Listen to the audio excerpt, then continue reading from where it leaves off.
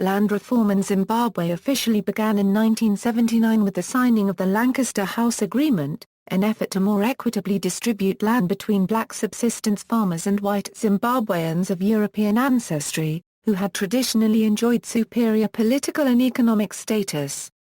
The government's land distribution is perhaps the most crucial and most bitterly contested political issue surrounding Zimbabwe. It can be divided into two periods, from 1979 to 2000, where a principle of willing buyer, willing seller was applied with economic help from Great Britain, and secondly, beginning in 2000, the fast-track land reform program. Mugabe's targets were intended to alter the ethnic balance of land ownership. Background: the white farming population, originating from Europe and South Africa, first arrived in southern Rhodesia in the 1890s. In 1918, in Henry's southern Rhodesia, the Judicial Committee of the Privy Council in London ruled that the land of southern Rhodesia was owned by the Crown and not by the British South Africa Company. Legal situation in southern Rhodesia: after self-government was granted in 1923, the Southern Rhodesia House of Assembly created a framework for the allocation of land. The Land Apportionment Act of 1930 divided the colony's land into three areas characterized by tribes: zones where white, Shona and Bell could own property, and zones which were held in trust for indigenous peoples on a collective basis. One effect of the apportionment was that some families were moved from land they had held for generations. The Land Apportionment Act of 1930 formed the basis for subsequent laws and continued in effect until independence. Land apportionment and acquisition by white farmers. The lack of individual title to land in areas designated as respecting tribal occupation in trust lands only ended up creating a divide amongst people, and contentious issues arose about the subject of ownership of land. Traditional Africans understood community ownership of the land as occupied by tribes and chieftainships as being paramount. Development of the land in tribal areas by government spending on soil improvement, grading, irrigation, drainage and road building using a system of individual taxation was deemed unacceptable. African families who lived under communal or chieftainship systems of occupation were not in the tax system and were unable to get access to financing, equipment and techniques necessary to farm plots large enough as designated for sale in native purchase areas. Commercial farming families were European by descent, understood title deeds to land and bought and developed large areas of land into commercial farming businesses along Western ideas, and mostly owned land in the whites-only Central Plateau regions of Zimbabwe. These farmers took the whites-only European areas to farm commercially on the more fertile upland regions where the rainfall was higher. These areas were optimal for large-scale, mechanized farming with high export potential. Africans had been deported to the low-rainfall areas. The colonial and UDI government policies favored whites. Commercial farming enterprise benefited from training support, organized grants, loan guarantee schemes and funding for agricultural research, all of which enabled the commercial farming sector and the economy and secondary agricultural industries to flourish. Rural road building programs serviced European farming areas. To his credit, the government of Garfield Todd in the 1950s made attempts to address the problems associated with the different ways of understanding land ownership by introducing farming ideas within traditional chieftain lands, and tried to encourage farming projects and an understanding of the system of land tenure in the tribal lands, none of which could remedy the government-decreed overcrowding, which resulted from cramming up to 99% of the population onto 25% of the country, in the low-rainfall land. However, to put this in perspective, the population density was still far lower than most European states. In 1979, Zimbabwean whites made up 5% of the population, and counting only 4,500 farmers, owned 70% of the most fertile land. Lancaster House Agreement. After the Lancaster House Agreement negotiated a ceasefire and paved the way for democracy, in late February 1980 elections were won by President Robert Mugabe. The three-month-long Lancaster House Conference nearly failed over land issues. The Declaration of Rights that forms part of the agreement and was entrenched in the Constitution for 10 years included a carefully worded section allowing the compulsory purchase of under-occupied land for settlement purposes, balanced by clauses requiring payment of compensation that could be remitted overseas. This clause was never used by the Zimbabwe government. The issue of British aid for land reform was not discussed at Lancaster House. Although the Patriotic Front representatives claimed to have received satisfactory assurances, no evidence of any secret deals is available. The Lancaster House Agreement required Robert Mugabe's government to wait 10 years before instituting land reform, which it did. In 2007, the Secretary-General of the Commonwealth at the time of the agreement, Sir Shridath Ramphal, spoke out for the first time about a secret deal, saying, "I took an initiative of my own as Secretary-General which isn't much known and talked about but can be now." Sir Shridath confirmed that in the face of collapse of agreement talks and with the potential for reversion to civil war, he secretly contacted the U.S. ambassador in London, Kingman Brewster, and asked him to get the then U.S. President, Jimmy Carter, to promise money to pay white farmers for their land. He quickly received assurances authorized by the American president, that the United States would contribute a substantial amount for a process of land redistribution and they would undertake to encourage the British government to give similar assurances. The British agreed after independence to help fund land reform on a willing buyer, willing seller principle, meeting 50% of the costs of land purchase and of the investments required to convert large commercial farms into viable resettlement areas for peasant or communal farming. Around 71,000 families settled on 3.5 million hectares of former white-owned land under this program, which was described by The Economist in 1989 as perhaps the most successful aid program in Africa. Willing seller, willing buyer. Between 1980 and 2000, Britain provided a total of £44 million to the government for land resettlement projects. In 1981, the new government organised the Zimbabwe Conference on Reconstruction and Development in which more than £630 million of aid was pledged. Only a small share of this was used to finance land resettlement. Despite lobbying by the British government, no other donor was willing to help finance the purchase of land and only the African Development Bank, EU and Kuwait Fund to pay for the other investments required by the new settlers. In 1981, the Communal Land Act shifted authority over these lands from traditional rulers to local authorities and changed the designation from tribal trust lands into communal areas. The 1985 Land Acquisition Act, though drawn in the spirit of the 1979 Lancaster House willing seller, willing buyer clause, gave the government the first right to purchase excess land for redistribution to the landless. However, the act had a limited impact, largely because the government did not have the money to compensate landowners. In addition, white farmers mounted a vigorous opposition to the act, and because of the willing seller, willing buyer clause, the government was powerless in the face of such resistance. As a result, between 1980 and 1990, the government acquired 40% of the targeted 8 million hectares of land, and 71,000 families out of a target of 162,000 were resettled. Compulsory acquisition. The 1992 Land Acquisition Act was enacted to speed up the land reform process by removing the willing seller, willing buyer clause, limiting the size of farms and introducing a land tax. The act empowered the government to buy land compulsorily for redistribution, and a fair compensation was to be paid for land acquired. Landowners could challenge in court the price set by the acquiring authority. Opposition by landowners increased throughout the period of 1992 to 1997. British contribution in terms of aid to Zimbabwe stood at £500 million since independence. Of this total, £47 million was targeted for land reform, and approximately £100 million was budgetary support which could have been used for land reform. Britain's initial £44 million resettlement grant, which ran out by 1988, formally expired in 1996. In the 1990s, less than 1 million hectares were acquired, and fewer than 20,000 families were resettled. Much of the land acquired during what has become known as Phase 1 of land reform was of poor quality, according to Human Rights Watch. Only 19% of the almost 3.5 million hectares of resettled land was considered prime, or farmable. In 1997 the government published a list of 1,471 farmlands it intended to buy compulsorily for redistribution.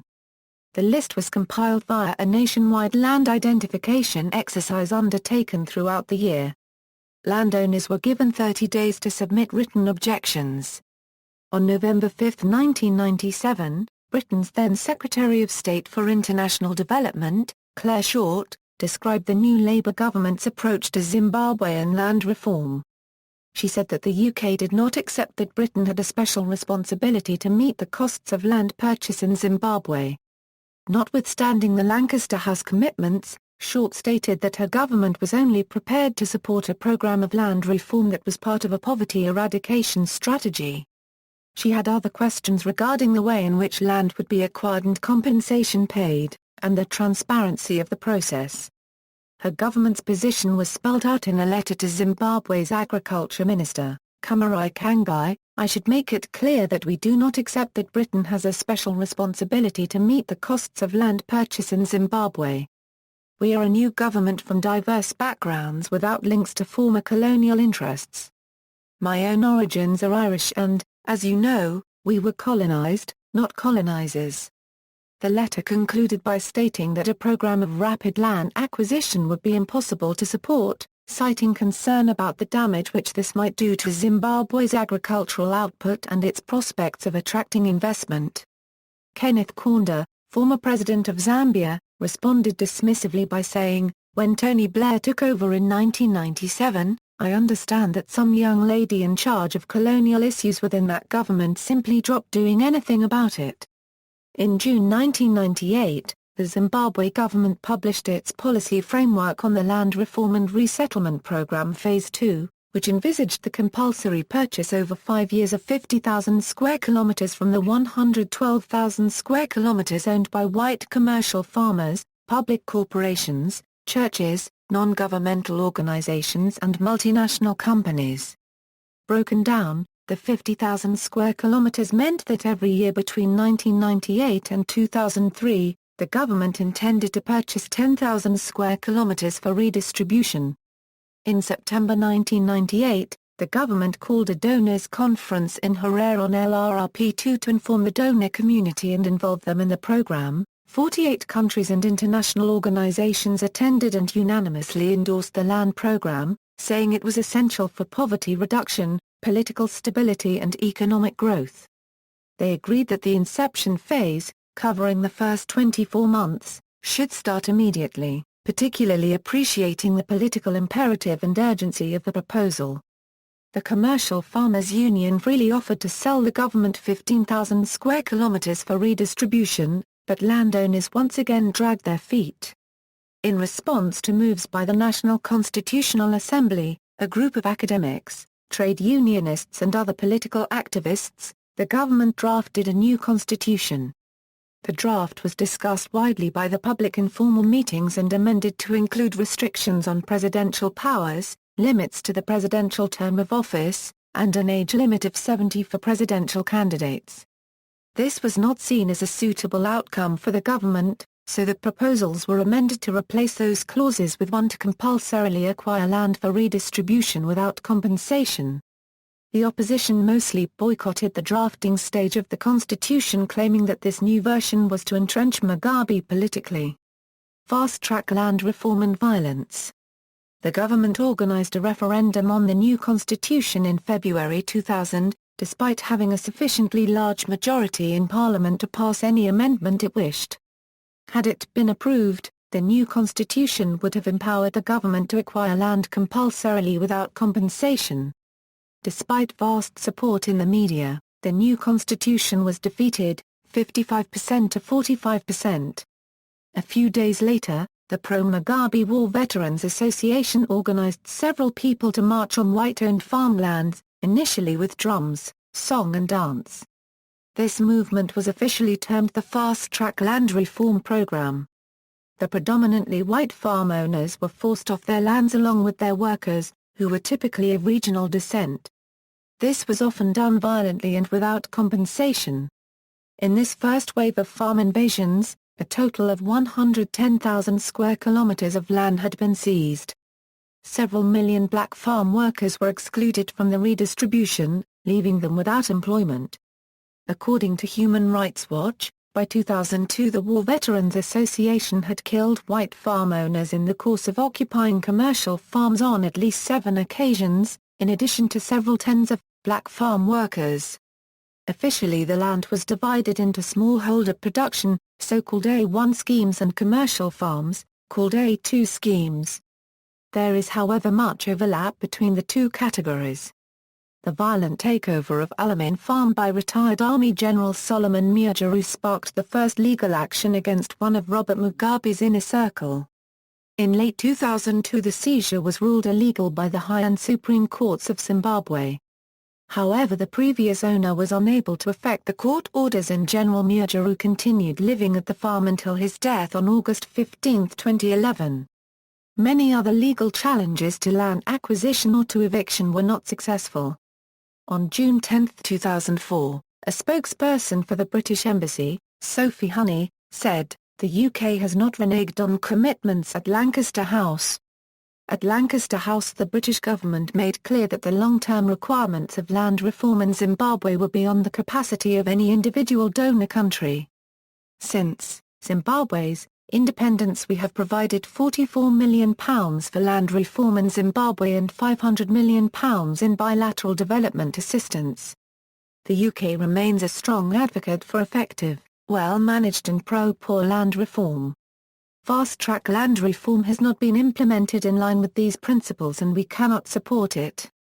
The Minister for Lands, Land Reform and Resettlement, John Nkomo, had declared 5 days earlier that all land, from crop fields to wildlife conservancies, would soon become state property. Farmland deeds would be replaced with 99-year leases, while leases for wildlife conservancies would be limited to 25 years. There have since been denials of this policy, however. Parliament, dominated by ZANU-PF, passed a constitutional amendment, signed into law on September 12, 2005, that nationalized farmland acquired through the fast-track process and deprived original landowners of the right to challenge in court the government's decision to expropriate their land. The Supreme Court of Zimbabwe ruled against legal challenges to this amendment. The case was heard by the SADC Tribunal in 2008, which held that the Zimbabwean government violated the SADC treaty by denying access to the courts and engaging in racial discrimination against white farmers whose lands had been confiscated and that compensation should be paid. However, the High Court refused to register the tribunal's judgment and ultimately, Zimbabwe withdrew from the tribunal in August 2009. In January 2006, Agriculture Minister Joseph Mate said Zimbabwe was considering legislation that would compel commercial banks to finance black peasants who had been allocated formerly white-owned farmland in the land reforms. Mate warned the banks failing to lend a substantial portion of their income to these farmers would have their licenses withdrawn. The newly resettled peasants had largely failed to secure loans from commercial banks because they did not have title over the land on which they were resettled, and thus could not use it as collateral. With no security of tenure on the farms, banks have been reluctant to extend loans to the new farmers, many of whom do not have much experience in commercial farming, nor assets to provide alternative collateral for any borrowed money. Aftermath and outcomes, land redistribution. Conflicting reports emerged regarding the effects of Mugabe's land reform program. In February 2000, the African National Congress Media Liaison Department reported that Mugabe had given himself 15 farms, while Simon Musenda received 13. Cabinet ministers held 160 farms, among them, sitting ZANU-PF parliamentarians 150, and the 2,500 war veterans only 2.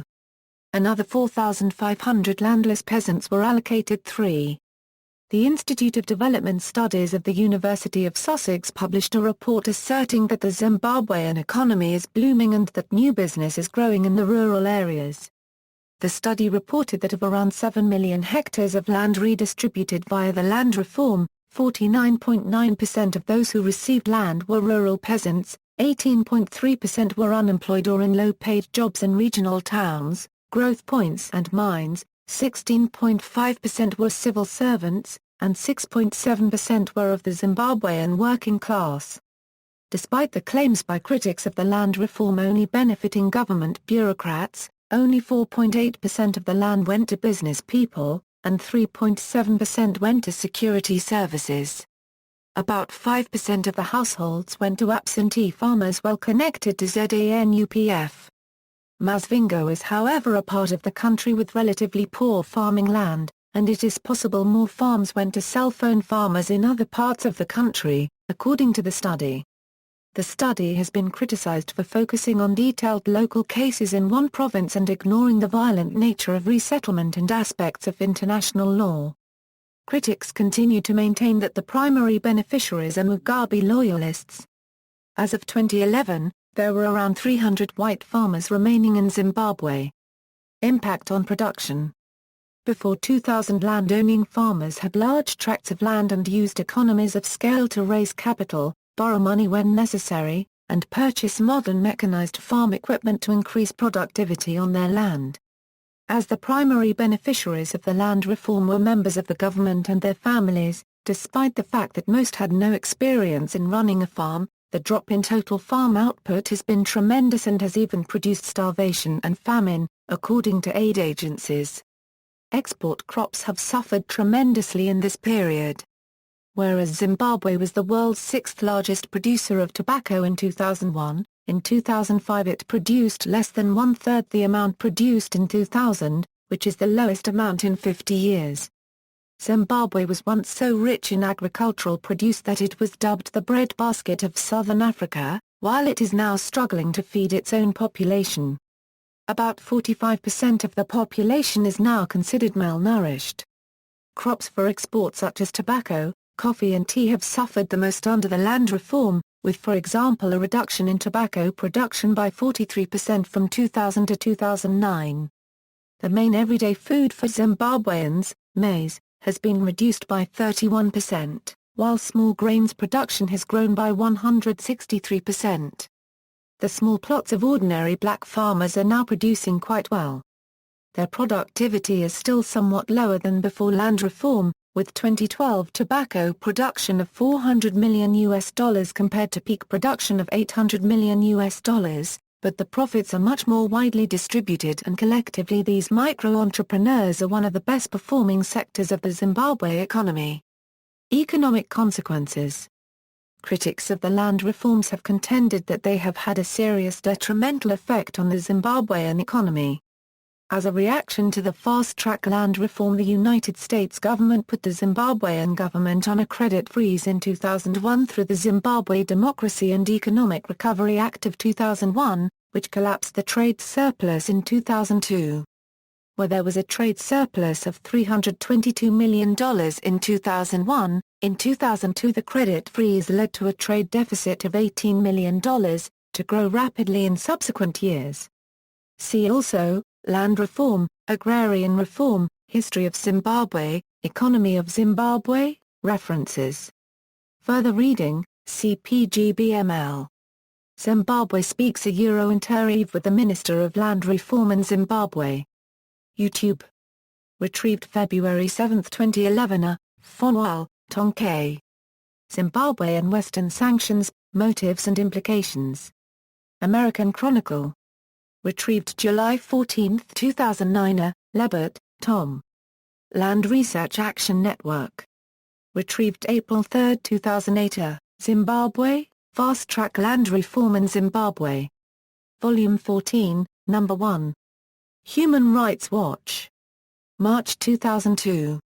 Retrieved April 3, 2008. Annie Schleicher. Zimbabwe's Land Program, PBS Backgrounder. Online News Hour, Mugabe and the White African. Lucy Bailey and Andrew Thompson. 2009. Retrieved July 14, 2012. External links, Fast Track Land Reform in Zimbabwe, U.S. and Third World Land Reform from the Dean Peter Croft Foreign Affairs Digital Archives.